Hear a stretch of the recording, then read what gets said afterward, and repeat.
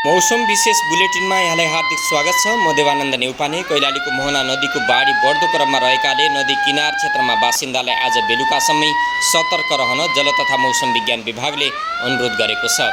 जोखिम क्षेत्रका बासिन्दालाई विभागले एसएमएस पठाउँदै सतर्कता अपनाउन भनेको हो। मोहना नदीको जलमापन केन्द्रमा अहिले बाढीको सतर्कता तह नागेको छ। बाढी बढ्दो क्रममा रहेकाले सतर्क रहन भनिएको जनाइएको छ।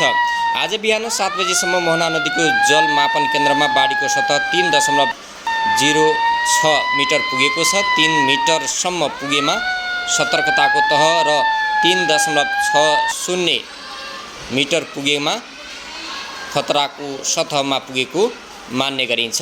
यसैगरी सुदूरपश्चिम लगायत कैलाली, कञ्चनपुर लगायत पहाडी जिल्लामा समेत अहिले भारी वर्षा भइरहेको, ठुलो पानी परिरहेको खबर हाम्रा संवाददाताले जानकारी दिएका छन्।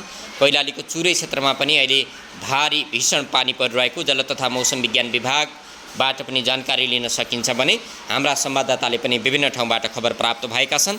तटीय क्षेत्रमा डुबानको सम्भावना बढेकाले मोहना, कान्द्रा, काँडा नदीका क्षेत्रका स्थानीयलाई सजग रहन सबैमाझ आग्रह पनि गरेको छ। यसै